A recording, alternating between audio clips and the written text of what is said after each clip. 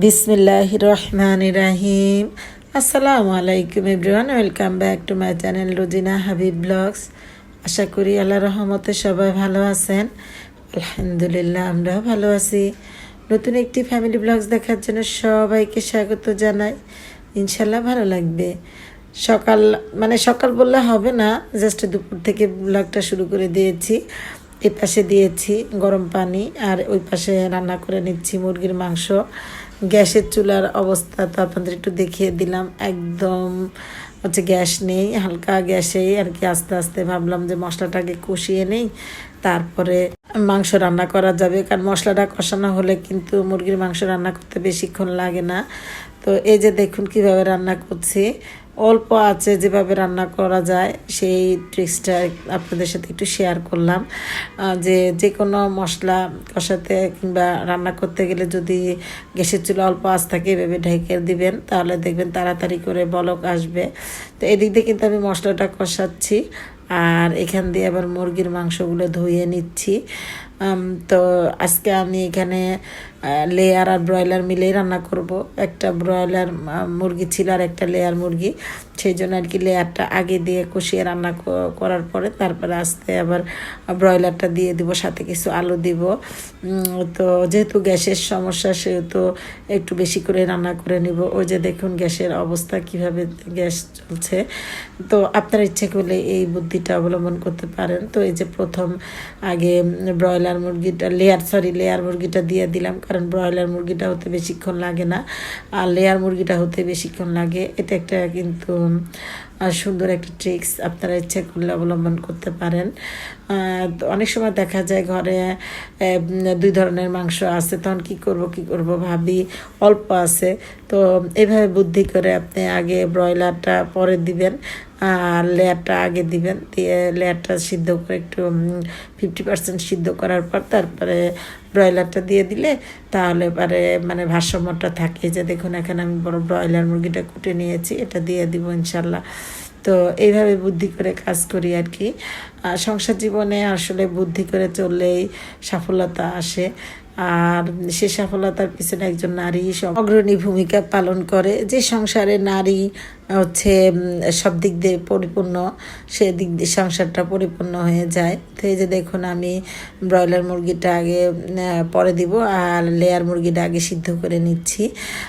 যাই হোক, ইচ্ছে করলে আপনারা এই টিপসটা গ্রহণ করতে পারেন। তো এই যে মাংসটা 50% সিদ্ধ হয়ে গেছে, তারপরে এখন এই যে আলুটা আর ব্রয়লার মুরগিটা দিয়ে দিলাম আর কি। এখন যেহেতু আলু সিদ্ধ হতে বেশিক্ষণ লাগে না আর ব্রয়লার মুরগিটা সিদ্ধ হতে বেশিক্ষণ লাগে না, তো এইভাবে আপনারা ইচ্ছে করে রান্না করতে পারেন। তো ওই যে গ্যাসটা যেহেতু অল্প সেহেতু আমি এই যে এগুলো নেড়েচে এখন দিয়ে দিব ঢাকনা দিয়ে আস্তে আস্তে কষিয়ে নিব। যেহেতু গ্যাসের সমস্যা তাই। তো আর গ্যাসের সমস্যা দেখে কিন্তু গরম পানি করে নিয়েছি। আপনারা ইচ্ছে করলে এই টিপসটাও নিতে পারেন যে গরম পানি করে নেবেন। তো আমি একেবারে সকালবেলায় চুলাতে গরম পানি করে বসিয়ে দেই।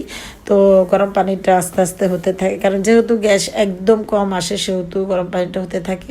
ওই পানিটা দিয়ে আমি রান্না করে নিই। এটা একটা কিন্তু টিপস, ইচ্ছে করলে আপনারা এই টিপসগুলো অবলম্বন করতে পারেন। তো এই যে আমাদের ঢাকা শহরে আজকে যে অবস্থা গ্যাসের, এই যে দেখুন পেঁয়াজটাও আমি কিন্তু ঢেকে দিলাম। পেঁয়াজটাও আমি যেহেতু মাংসটা বাগার দিব সেহেতু পেঁয়াজটা কিন্তু ঢেকে রাখবো, পেঁয়াজটা তাড়াতাড়ি ভাজা হয়ে যাবে। তো ঢাকনা দিয়ে কাজ করাতে কিন্তু আমার এখানে সব কিছু খুব তাড়াতাড়ি হচ্ছে।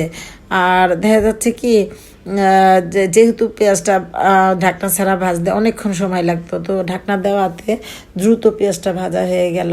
এই যে দেখুন লাল হয়ে গেছে। তো এই টিপসগুলো আপনারা গ্রহণ করতে পারেন, আর এই টিপসগুলো গ্রহণ করলে আপনাদের কিন্তু এই যে গ্যাসের যে সমস্যাটা, এই সমস্যাগুলো দূর হয়ে যেতে পারে।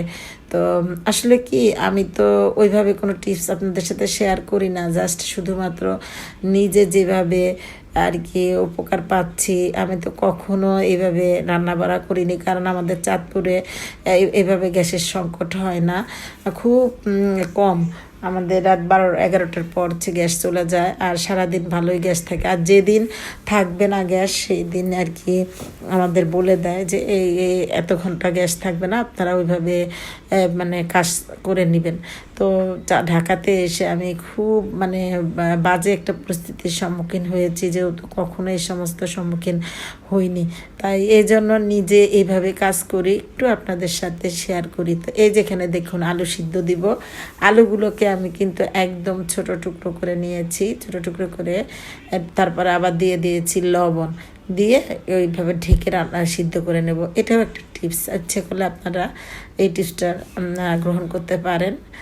আর ওই যে বললাম আমি কিন্তু টিপস কখনো শেয়ার করি না, জাস্ট আমি যেভাবে রান্না করে উপকার পাচ্ছি তো আপনাদের একটু জানাচ্ছি। তো এই যে মাংস রান্না করে নিয়েছি, আর মাংসের সাথে যেহেতু আজকে বৃষ্টির দিনে একটু মানে বৃষ্টির উপলক্ষেই মূলত রান্না বাড়া করা। আজকে মাংস রান্না করছি, সাথে খিচুড়ি থাকছে আর ভর্তা থাকছে।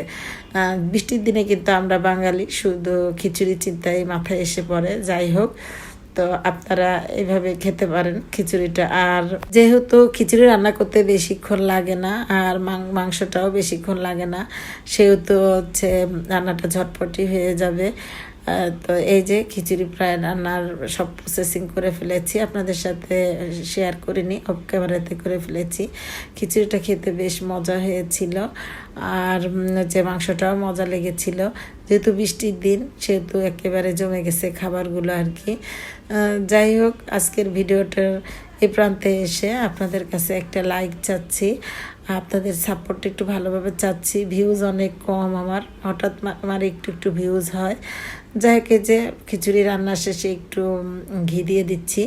আমি অনেকের ভিডিও দেখি, আর যার ভিডিওই দেখি তার ভিডিও আমি পুরো ওয়াচ করে দিই, কারণ আমি কারো ক্ষতি করতে চাই না। প্রত্যেকটা আপুদেরকে ভালোবাসি, সবাইকেই উপকার করতে চাই, আমি সবারই ফুল ওয়াচ করে দিই। এটা 100তে 100 আমার উপরে ভরসা রাখতে পারেন। আবার দেখা যায় অনেকের ভিডিও কিন্তু দেখতে পারি না সময় মতো, পরে কিন্তু আবার দেখে দিই, দেখা যায় 2-3টা ভিডিও আমি একসাথে দেখে দিচ্ছি। কারণ ওই যে আমি মনে করি এটা আমার দায়িত্ব। আর অনেকে আনসাবস্ক্রাইব করে, এটা কিন্তু ঠিক না। সাবস্ক্রাইব করেছেন আপনারা, সাবস্ক্রাইব করবেন কেন? এটা আসলে যার যার ইচ্ছা, এটাতে বলা যায় না। আমার হচ্ছে কি যে আসলে এইভাবে বলা উচিত হয়নি, সরি, কিন্তু এটা অনেক দুঃখজনক একটা ব্যাপার। আমরা এখানে সাবস্ক্রাইব করে তারপরে আনসাবস্ক্রাইব করব, এটা তো ঠিক না। যে আনসাবস্ক্রাইব করেন তার আসলে একটা এই মন মানসিকতার ব্যাপারটা একটু মানে খারাপ লাগে আর কি, এগুলো চিন্তা করলে।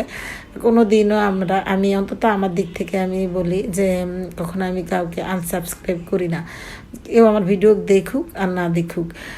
যাই হোক, এটা আপনাদের মনের ব্যাপার। আর প্লিজ একটা লাইক দিয়ে দিবেন সাথে সাথে, কারণ আমরা সবাই জানি যে একটা লাইক আমাদের জন্য কত জরুরি, কারণ একটা লাইক শেয়ারের কাজ করে। আমি যখনই কারো ভিডিওতে যাই প্রথমে শুরুতে একটা লাইক দিই, তারপর হয়তো 1-1.5 মিনিটের মতো 2 মিনিটের মতো ভিডিও দেখে তারপর একটা কমেন্টস করি। তো ছোট কমেন্টস করি, আমি কখনোই বড় কমেন্টস করার সুযোগ পাই না, করিও না, কিন্তু আমি কমেন্টস করি। মোবাইলে আমার ভিডিও ছেড়ে রাখি, আমি সবার ভিডিও ছেড়েই দেখে, আমার পক্ষে সম্ভব না কারো ভিডিও বসে বসে দেখা, কমেন্টস করা। যাই হোক, এখানে আমি আলু ভর্তার প্রস্তুতি নিচ্ছি। তো আলু ভর্তাটা করছি আর আপনাদের সাথে শেয়ার করছি। প্লিজ যে আমার ভিডিওতে মানে যার ভিডিওতেই যাবেন তার ভিডিওটা দেখে দিবেন, ফুল ওয়াচ করে দিবেন, কারণ সবাইকে বিশ্বাস করাটাই বড় কথা। কেউ কাউকে দেখছি না, কিন্তু বিশ্বাসটাই আসল। আর প্লিজ একটা কমেন্টস করবেন, কমেন্টস করলে অনুপ্রেরণা পাই। আমার ভিডিওতে কোনো লাইকই নাই, যাই হোক কোনো দুঃখ নাই, কারণ আলহামদুলিল্লাহ আল্লাহ যেমন রাখেন এটাতেই সন্তুষ্ট। তো আজকের লাঞ্চ মেনুটা কেমন হলো, খাবারের মেনুটা কেমন হলো কমেন্টসে জানাতে পারেন। যাই হোক, সবাই দোয়া করবেন, সবাই পাশে থাকবেন সবাই। তো সবাইকে ভালোবাসবেন, এইভাবে সাপোর্ট দিয়ে যাবেন। সবাই ভালো থাকবেন, 5 ওয়াক্ত নামাজ পড়বেন, কোরআন শরীফ পড়বেন। আল্লাহ হাফেজ, আসসালামু আলাইকুম।